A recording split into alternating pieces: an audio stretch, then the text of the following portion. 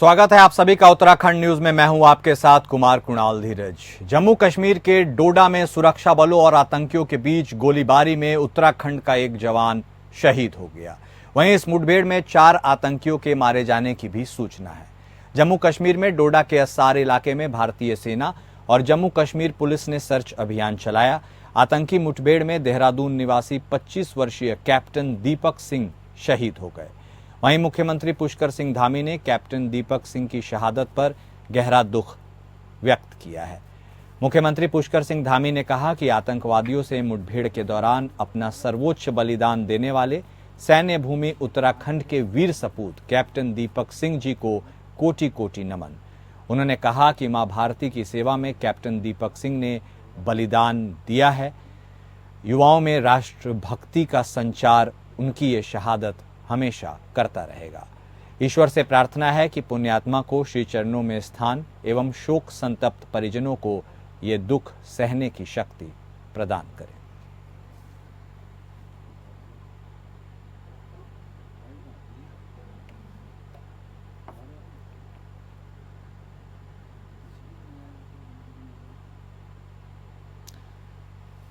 तो मुख्यमंत्री पुष्कर सिंह धामी ने दुख व्यक्त किया है। जम्मू कश्मीर में हुए मुठभेड़ में उत्तराखंड के सपूत ने अपने प्राण न्यौछावर कर दिए। कैप्टन दीपक सिंह की शहादत से पूरे उत्तराखंड में गम का माहौल है, लेकिन साथ ही साथ पूरा राज्य उनकी शहादत पर गर्व भी कर रहा है। साफ तौर पर लोगों का कहना है कि जिस तरह से कैप्टन दीपक सिंह ने सर्वोच्च बलिदान दिया है, उससे उत्तराखंड और देश के अन्य युवा वीरों के मन में एक जज्बा जगेगा और वो देश सेवा के प्रति आतुर होंगे।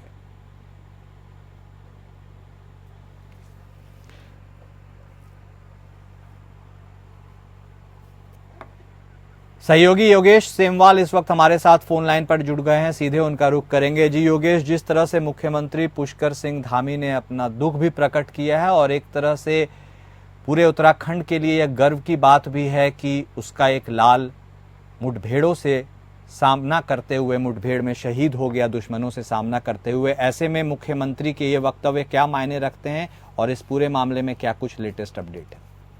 बिल्कुल, जब हम बात करते हैं, क्योंकि उत्तराखंड एक देवों की भूमि माना जाता है, तो साथ ही यहाँ पर अगर देखें तो वीरों की भूमि भी इसे कहा जाता है। हर घर से यहाँ पर एक सैनिक जरूर पैदा होता है। ऐसा शायद ही कोई घर होगा जिसका जो कोई ना कोई परिवार का सदस्य सेना में नहीं होगा, और इसे एक गर्व भी माना जाता है। गर्व की अनुभूति भी जो है वहां होती है। लेकिन जिस तरह से पिछले कुछ समय में कई लाल उत्तराखंड के एक बात जो है वो अपने देश के लिए शहीद हुए हैं, उन्हीं में एक नाम और जुड़ गया है। और इसी के लिए जो मुख्यमंत्री पुष्कर सिंह धामी है, उन्होंने नमन किया है। उन्होंने जिस तरह से कहा है कि वीरों की भूमि था और एक वीर और शहीद हो गया है, तो एक अगर कहें तो इसको लेकर उत्तराखंड जानता है कि वो किस तरह से वीरों की भूमि के लिए हमेशा, क्योंकि भारत भी एक वीरों की भूमि है, और इस भूमि के लिए अपने जो हमारे यहाँ के बालक होते हैं, जो हमारे यहाँ के बच्चे होते हैं, जो सेना में जाकर एक वीर सैनिक बनते हैं, तो वो शहीद होते हैं, तो वो एक गर्व का क्षण भी होता है। और एक तरह से कहें तो एक ऐसा क्षण भी होता है जिसमें लोगों को बहुत दुख भी होता है कि किस तरह से एक युवा जो कि भारतीय सेना में है वो शहीद हो गया, और उसको मुख्यमंत्री पुष्कर सिंह धामी ने भी याद किया है। चलिए, धन्यवाद योगेश हमारे साथ जुड़ने के लिए और तमाम बातचीत करने के लिए। तो ये थे हमारे सहयोगी जो बता रहे थे किस तरह से उत्तराखंड वीरों की भूमि है और मुख्यमंत्री पुष्कर सिंह धामी ने अपना दुख व्यक्त किया है। स्वतंत्रता दिवस के अवसर पर सीएम धामी ने प्रदेश के लिए कई घोषणाएं की।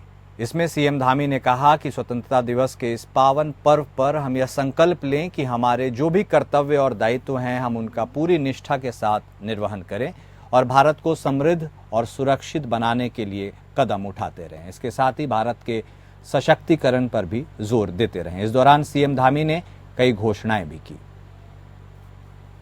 सहयोगी योगेश सेमवाल हमारे साथ बने हुए हैं, सीधे उनका रुख करेंगे। जी योगेश, ये वक्तव्य जो मुख्यमंत्री पुष्कर सिंह धामी ने कहे हैं, इसके क्या मायने हैं और जिस तरह से स्वतंत्रता दिवस के अवसर पर उनका यह भाषण रहा, लोगों को संबोधित करते रहे, उससे लोगों के बीच कैसा माहौल है? बिल्कुल, मुख्यमंत्री पुष्कर सिंह धामी ने जैसे ही स्वतंत्रता जो दिवस है उसके अवसर पर प्रदेश की जनता को संबोधित किया। उन्होंने बताया कि किस तरह से हम आगे बढ़ रहे हैं। उन्होंने हमारे देश के जो वीर सैनिक है, हमारे उत्तराखंड के वीर सैनिक है, उन्हें भी याद किया। उन्होंने स्वतंत्रता जो सेनानी है उन्हें याद किया, साथ ही जो राज्य आंदोलनकारी है उन्हें भी याद किया।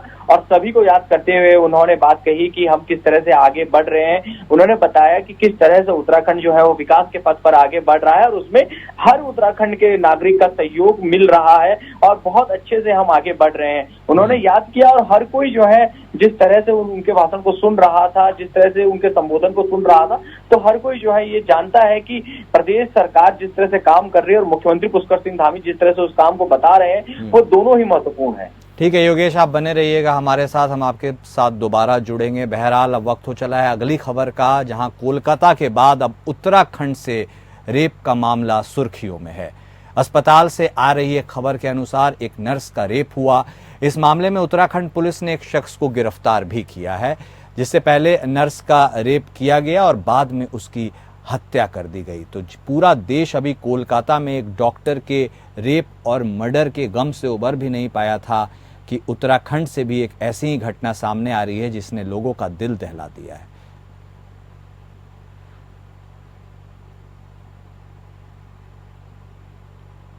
हमारे साथ हमारे सहयोगी योगेश बने हुए हैं, सीधे उनका रुख करेंगे, उनसे बातचीत करेंगे। जी योगेश, अभी कोलकाता की जो घटना हुई है उससे पूरा देश दहशत में है, सहमे में है और गुस्सा में है, और ऐसे में उत्तराखंड में जिस तरह से एक और घटना हुई है, इसमें क्या ताजा अपडेट है, इसके बारे में दर्शकों को बताइए। जी आप अपना सवाल दोहराएंगे?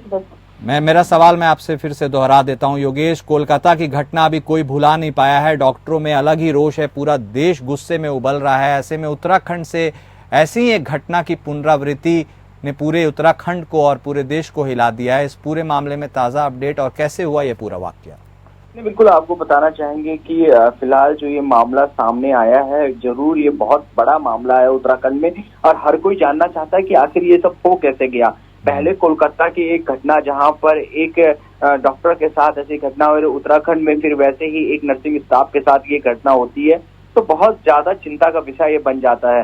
अब सबसे बड़ी बात यह है कि अभी तक पूरा का पूरा मामला सामने नहीं आया कि कैसे हुआ, क्या कुछ रहा, कि पर जांच लगातार चल रही है। इसमें उच्च स्तरीय जांच की बात की जा रही है और जैसे ही ये सामने आएगा तो पता चलेगा कि आखिर ये सब हुआ कैसे है, क्योंकि अभी भी कोई समझ नहीं पा रहा है कि आखिर उत्तराखंड जैसी जगह जहां पर इस तरह की घटनाएं ज्यादा सामने बिल्कुल नहीं आती हैं, बहुत ही शांत वादियां हैं, खासतौर पर पहाड़ी क्षेत्रों की बात करें तो वहां तो बिल्कुल शांति है। स्थिति है कि रात को 10 बजे भी कोई अकेले घूमे तो कोई चिंता की विषय नहीं रहता है। इसके बावजूद ऐसी घटना सामने आती तो वो जरूर चिंता बढ़ाती है और अभी इसकी जांच चल रही है। जांच में जैसे ही पता चलेगा कि क्या कुछ हुआ, कैसे हुआ, किसके द्वारा ये सब किया गया, तो आगे का क्या रहेगा तब ये पता चल पाएगा। चलिए ठीक है योगेश, तमाम जानकारी देने के लिए आपका बेहद शुक्रिया।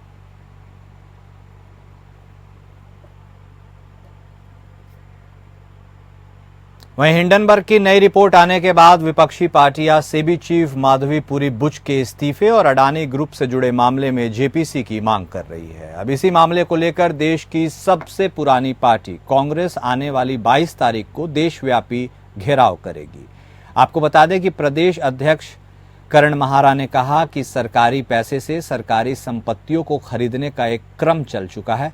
हमारे यहाँ हमारी संपत्तियों को कमजोर कर अडानी के द्वारा संपत्तियों को खरीदा जा रहा है।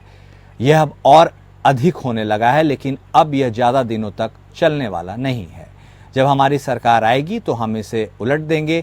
जिस प्रकार से भारतीय जनता पार्टी सीबीआई और ईडी का दुरुपयोग कर रही है और विपक्ष को दबाने की कोशिश कर रही है, इसका हम पुरजोर विरोध कर रहे हैं और 22 तारीख को हम राष्ट्रव्यापी ईडी का घेराव करने जा रहे हैं।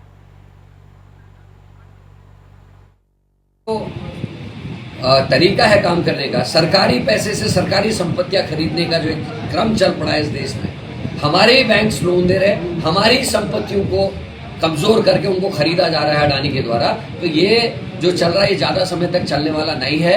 हमारी सरकार आएगी, हम इस सब चीज को उल्टा कर देंगे, पलटने का काम करेंगे। और जिस तरीके से सीबीआई और ईडी का बेजा इस्तेमाल भारतीय जनता पार्टी की सरकार विपक्ष के लिए कर रही है एक टूल के रूप में, उसका हम विरोध करेंगे। 22 तारीख को राष्ट्रव्यापी आंदोलन है।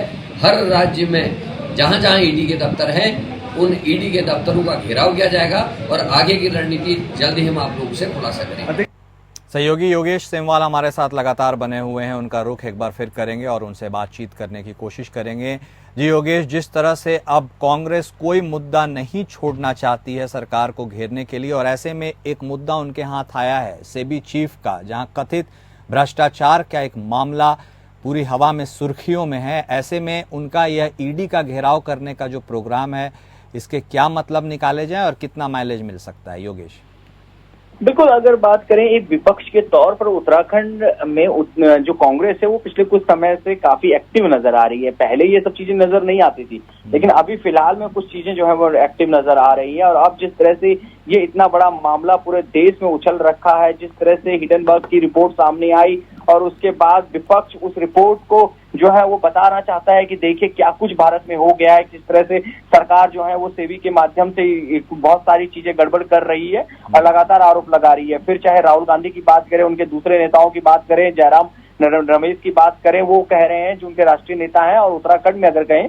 तो प्रदेश अध्यक्ष उनके करण मेहरा अब इसी बात को दोहरा रहे हैं, उनके साथ ही उनके अन्य बड़े नेता भी इस बात को अब दोहरा रहे हैं और ईडी का घेराव करने की बात कर रहे हैं। पूरी तैयारी कर ली है उन्होंने ईडी की घेराव करने की, और साथ ही तैयारी कर ली है कि किस तरह से जो है उन्हें सरकार को, फिर चाहे प्रदेश सरकार हो या केंद्र सरकार हो, उसे उत्तराखंड से घेरना है। जी बिल्कुल योगेश, और राष्ट्रीय स्तर पर तो कांग्रेस ने इसके लिए एक ज्वाइंट पार्लियामेंट्री कमेटी की भी मांग की है। हालांकि देखना दिलचस्प होगा कि बीजेपी इसे स्वीकार करती है या नहीं करती है, लेकिन इस पूरे मुद्दे पर सेबी चीफ के इस्तीफे की मांग हो रही है। क्या कांग्रेस लगातार अपना यह कैंपेन जारी रखने के मूड में है जब तक इस्तीफा नहीं हो जाए? क्या कुछ स्ट्रेटजी है उनकी? नहीं, बिल्कुल, उत्तराखंड में तो जरूर वो इसको जारी रखने की बात कर रहे हैं, लेकिन देखा ये जाता है कि उत्तराखंड में कांग्रेस जो है वो कुछ चीजों को जारी तो जरूर करती है, लेकिन वो या तो घंटों में गायब हो जाता है या दिनों में गायब हो जाता है, उस चीज को आगे नहीं बढ़ा पाती है। अब जिस तरह से उन्होंने इस बात को उठाया, क्योंकि केंद्र में कांग्रेस ने उठाया है, तो उनकी जो यहाँ की विंग है उत्तराखंड की, वो भी जरूर इसको उठाएगी, प्रदेश अध्यक्ष करण मेहरा भी उठाएंगे। अब देखना होगा कि क्या ईडी के दफ्तर तक जाने तक ही ये सीमित रहता है या फिर ये आगे भी इस मुद्दे को लेकर आगे बढ़ते हैं। चलिए, शुक्रिया योगेश हमारे साथ जुड़ने के लिए और तमाम बातचीत करने के लिए, जानकारी हमारे दर्शकों तक पहुंचाने के लिए।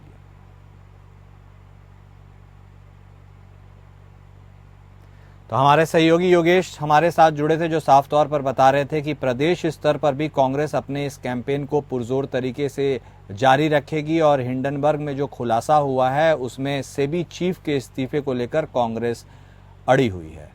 बालिकाओं और महिला की सुरक्षा को लेकर उधम सिंह नगर पुलिस संजीदा है। ट्रांजिट कैंप क्षेत्र से 2 बालिकाओं को सकुशल बरामद किया गया। पुलिस टीम ने जम्मू कश्मीर और राजस्थान के अतिरिक्त उत्तर प्रदेश, हरियाणा में हजारों किलोमीटर की दूरी तय कर सकुशल बरामद किया गया।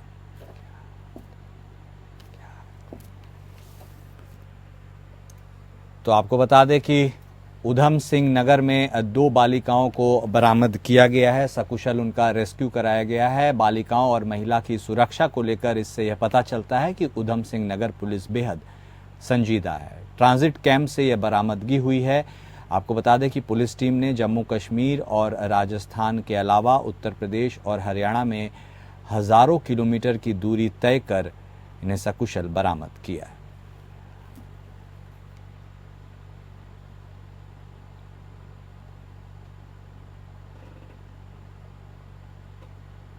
ट्रांजिट कैंप क्षेत्र से 2 बालिकाओं को सकुशल बरामद किया गया है। जिस तरह से लगातार चाइल्ड ट्रैफिकिंग की घटनाएं सामने आ रही थी और महिलाओं और छोटी बच्चियों को तस्करी में शामिल गिरोह गायब कर रहा था और उस लापता कर दी जा रही थी, ऐसे में पुलिस लगातार चौकसी बरतते हुए उन्हें खोजने का प्रयास कर रही थी और उधम सिंह नगर पुलिस ने इसमें सफलता पाई है।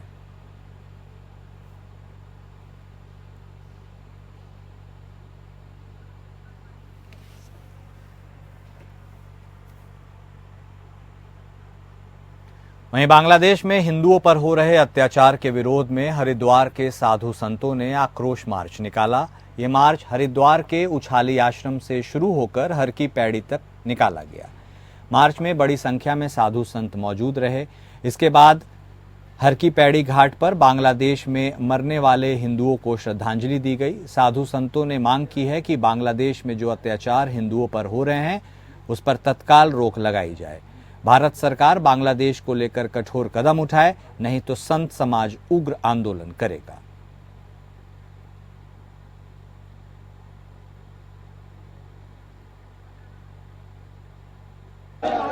हरिद्वार के पूज्य संतों ने, अखाड़ों ने आज ये आक्रोश रैली के माध्यम से एक संदेश पूरे विश्व के हिंदुओं को दिया है। विश्व भर के हिंदू एकजुट होकर अपने अपने स्थानों पर बांग्लादेश में हिंदुओं के ऊपर हो रहे अत्याचार के विरुद्ध अपनी आवाज उठाए। वहाँ के जिलाधिकारी के माध्यम से भारत के राष्ट्रपति, प्रधानमंत्री को ज्ञापन दे, विश्व शांति स्थापित हो। भारत के जो हिंदू है बहुत बड़ी मात्रा में बांग्लादेश में शक्तिपीठ है, वहाँ पर बहुत बड़ी मात्रा में सिख समाज, जैन समाज रहता है। उनकी जो अल्पसंख्यक हिंदू हैं उनकी सुरक्षा सुनिश्चित की जाए, इस मांग को लेकर हमने आज रोष मार्च हरिद्वार में निकाला है। जल्द ही हम सब लोग एक विराट सम्मेलन के माध्यम से इस विश्व के जो ऐसे मानवाधिकार संगठन जो छोटी छोटी घटनाओं पर हिंदुओं का विरोध करते हैं, जो आज मौन धारण किए हुए हैं, उनको चेताने का काम करेंगे। सहयोगी रुपेश वालिया इस वक्त हमारे साथ फोन लाइन पर जुड़ गए हैं, सीधे उनका रुख करेंगे। जी रुपेश, जिस तरह से बांग्लादेश में हिंदुओं पर लगातार अत्याचार की घटना हो रही थी, खबरें सामने आ रही थी, ऐसे में उत्तराखंड के साधु संतों के द्वारा यह मार्च निकाला गया या प्रोटेस्ट किया गया, इसके क्या मायने हैं और साधु संतों के समूहों का क्या कुछ कहना है? के बाद से ही वहाँ पे जो हिंदुओं की जो जनसंख्या है उस पर हमले होने शुरू हो गए हैं। इसी को देखते हुए यहाँ की जो संत समाज है, हरिद्वार की जो भी पूरा संत समाज है वो आक्रोशित है और उन्हीं आक्रोशित साधु संतों ने आज भारी मात्रा में इकट्ठा होकर एक यात्रा निकाली है। जो यात्रा देवपुरा चौक से शुरू होकर हर की पौड़ी पर संपन्न हुई। हर की पौड़ी पर साधु संतों ने वहाँ जो हिंदू बांग्लादेश में मारे गए हैं उन्हें श्रद्धांजलि भी अर्पित की। साथ ही साथ भारत सरकार से ये मांग की है कि जो बांग्लादेश में हिंदुओं पर अत्याचार हो रहा है, वहाँ पर हिंदुओं का नरसंहार किया जा रहा है, उनके खिलाफ सख्त से सख्त कदम उठाए जाएं और हिंदुओं पर किसी प्रकार का कोई अत्याचार खासकर संत समाज तो बर्दाश्त नहीं करेगा। उन्होंने चेतावनी दी है कि यदि भारत सरकार कुछ भी करने में असफल होती है, वहाँ बांग्लादेश के हिंदुओं की रक्षा करने में असफल होती है, तो वो उन्होंने उग्र आंदोलन की चेतावनी भी दी है कि संत समाज आगे आकर उग्र आंदोलन करेगा और सरकार की ईंट से ईंट बजा देगा। क्योंकि अखाड़ा परिषद अध्यक्ष श्रीमान रविंदर पुरी की अगुवाई में और महेंद्र उपेंद्र प्रकाश की अगुवाई में ये जो पूरा जुलूस है ये निकाला गया है। ये यात्रा देवपुरा चौक से शुरू होकर हर की पौड़ी पर संपन्न हुई और भारी मात्रा में साधु संतों ने इस पूरी यात्रा में भाग लिया है। साधु संतों के अलावा जितने भी हिंदू संगठनों से जुड़े हुए लोग हैं उन्होंने भी भारी संख्या में इस यात्रा में भाग लिया है और भारत सरकार से मांग की है कि जो बांग्लादेश में हिंदुओं पर जो अत्याचार हो रहा है उस पर अंकुश लगाया जाए। जी रुपेश, हरिद्वार में जिस तरह से ये मैसेज देने की कोशिश की है साधु संतों के तरफ से, क्या आप अन्य जिलों में भी इस तरह के मार्च और प्रोटेस्ट देखने की उम्मीद रखते हैं? साधु संतों के समूहों का क्या कुछ कहना है या फिर यह सिर्फ हरिद्वार तक ही सीमित रहेगा? देखिए कुणाल, हरिद्वार में साधु संत बहुत अधिक मात्रा में रहते हैं। यहाँ पर जो विभिन्न 13 अखाड़े हैं, सब अखाड़ों के जो मुख्यालय हैं वो भी सब हरिद्वार में ही हैं और अखाड़ों के अलावा भी कई आश्रम और मठ हैं जिन पर साधु संत जो है पीठाधीश है वहाँ के। तो हरिद्वार क्षेत्र में ही खासकर साधु संतों की अधिक मात्रा है। तो इसीलिए फिलहाल इस जो पूरे कार्यक्रम की शुरुआत है वो हरिद्वार से की गई है, क्योंकि अखाड़ा परिषद के अध्यक्ष भी हरिद्वार में ही वास करते हैं और कई महामंडलेश्वर हैं जो हरिद्वार में ही वास करते हैं। तो इसलिए उनकी अगुवाई में ही ये पूरा जो जुलूस है या यात्रा है ये निकाली गई है। और क्योंकि जब से तख्ता पलट बांग्लादेश में हुआ है उसके बाद से ही वहां पर हो रहे, जब हिंदुओं पर अत्याचार होना शुरू हुआ उसके बाद से ही जो संत समाज है वो आक्रोशित है और इसी आक्रोश का नतीजा है कि उन्होंने पहले चेतावनी दी थी कि यदि वहां पर बांग्लादेश में जो हिंदुओं पर अत्याचार किया जा रहा है वो नहीं रुका तो वो यात्रा निकालेंगे। तो क्योंकि इस प्रकार से हिंदुओं पर अत्याचार जो हो रहे हैं उन पर रोक की कोई ठोस खबर तो नहीं आई है, इसीलिए यहाँ पर जो आक्रोशित संत हैं उन्होंने यात्रा निकाली। ठीक है, धन्यवाद रुपेश हमारे साथ जुड़ने के लिए और तमाम अपडेट हमारे दर्शकों के साथ साझा करने के लिए।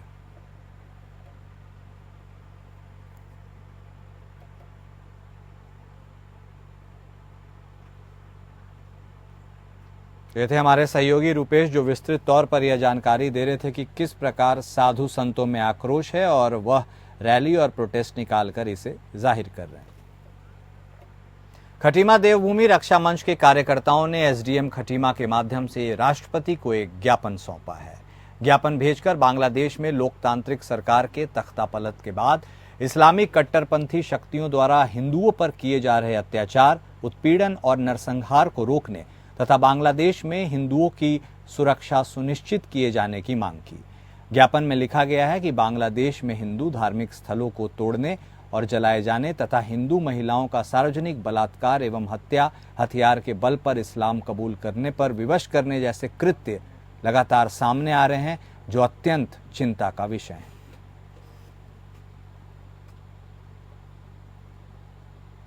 काफी लोग यहाँ पर आए थे जो अभी बांग्लादेश में मिलिट्री कू है उसके और जो हिंदुओं के और उनका अत्याचार किए जा रहे हैं उनके खिलाफ उन्होंने प्रदर्शन भी किया और उनको एक ज्ञापन दिया। ज्ञापन में उचित माध्यम से पहुंचा। श्रीनगर में संयुक्त उप जिला अस्पताल में बीते 6 माह से स्त्री रोग विशेषज्ञ छुट्टी पर हैं। ऐसे में इलाज के लिए अस्पताल पहुंच रही महिलाओं को दिक्कतों का सामना करना पड़ रहा है। खास तौर पर गर्भवती महिलाओं को भारी समस्या हो रही है।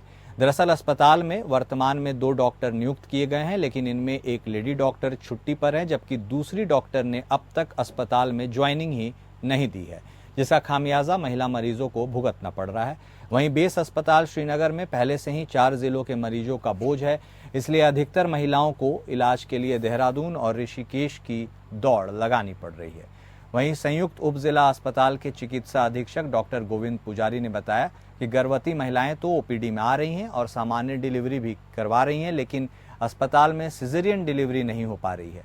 ऐसे में मरीजों को अन्यत्र जाना पड़ रहा है।